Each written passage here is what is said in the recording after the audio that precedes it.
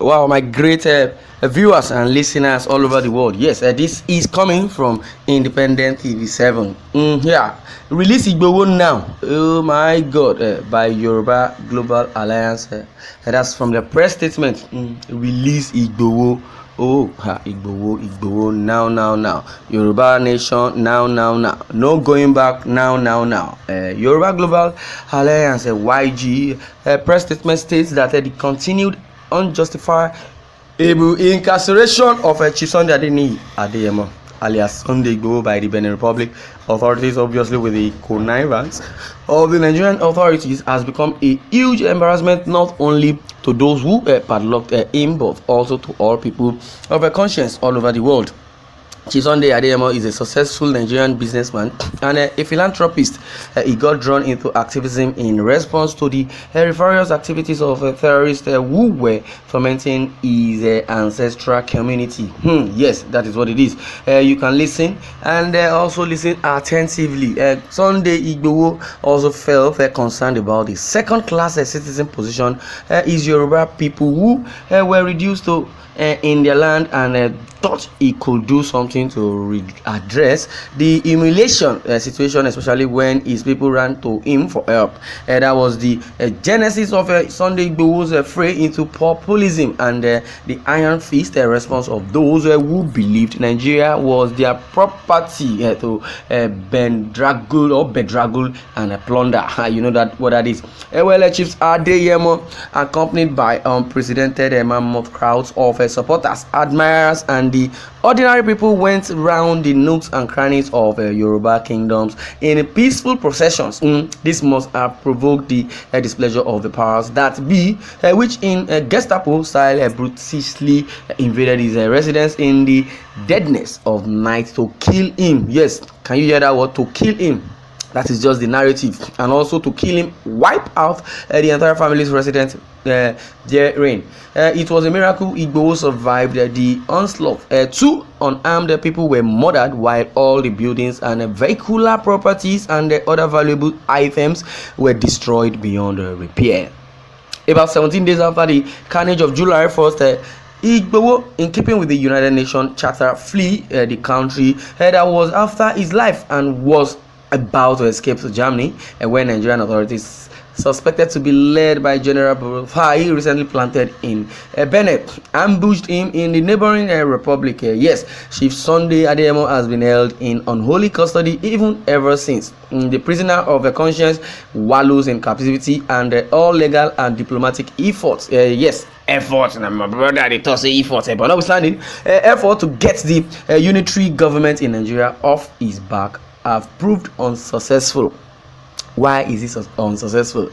That is it. It is now very clear that the reason Igboho is being maltreated is a political and a solution to the quagmire. Oh my God, that English is big. And also can only be found in politics. No amount of legal representations can get Igboho off the hook, especially in countries reputed for their disregard for law. That is just the answer. For regard of law, judiciary prowess, and also compromise.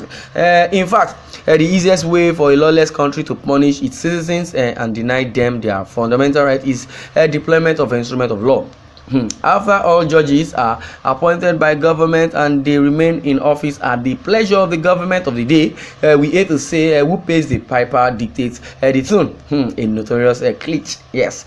Colonel Sambo Dasuki, a former national security advisor to former President Goodluck Jonathan, was arrested December 1st, 2015. Barely 6 months after Buhari became president, and was not released until July 14th, 2019, 2 months into Buhari's second term.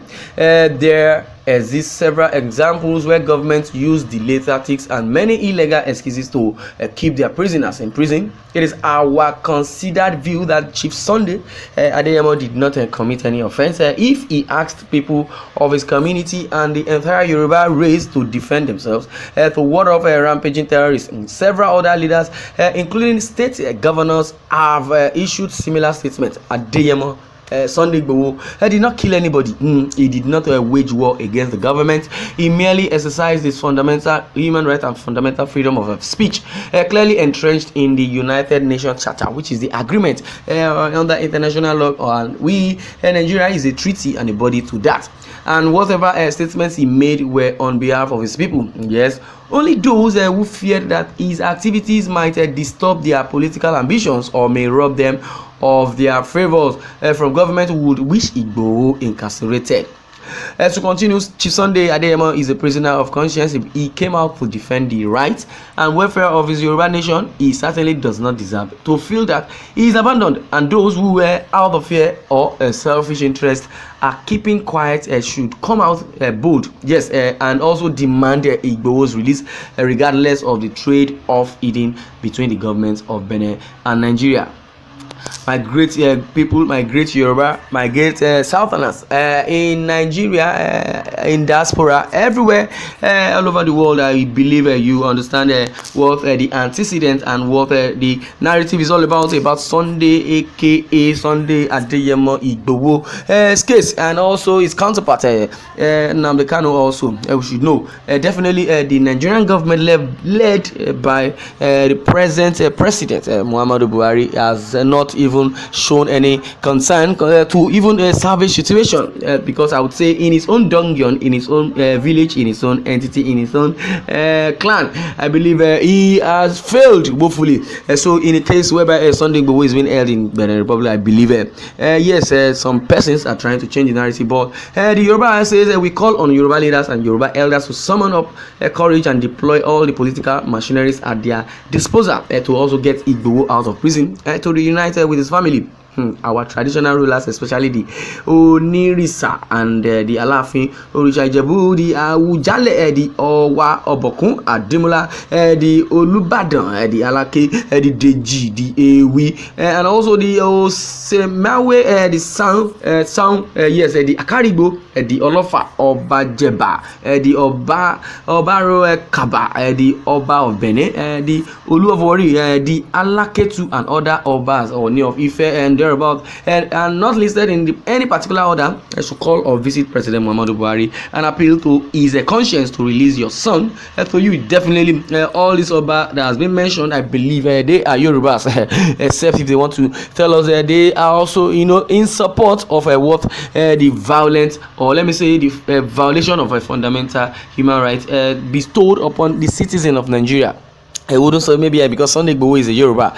No, that is not the yardstick, but Nigerian as a whole, we are all one as far as you live in Nigeria, you stay in Nigeria, you were being born in Nigeria. But all the governors of the Yoruba speaking states should without further delay hold an emergency meeting and march for Abuja and also Cotonou to plea for Igboho's release. The same appeal goes to our leaders in the chambers of commerce throughout Yoruba land, along with the Yoruba intelligentsia to reach out to Buhari and his inner caucus to get Adeyemo out. Well, Yoruba Obas should not forget that the relative peace in their kingdoms today is due in part to Igboho's awareness campaigns, and but for him, maybe today we will be talking about Sultan of Ife and the Emir of Ijebuland. Oh my God! This article has really, directed us well, and also by giving you all this, I believe those that know that they are Yorubas, either in diaspora, wherever. Yes, there should be a clarion call.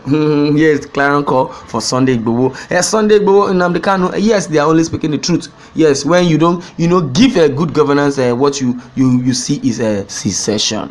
Thanks for listening.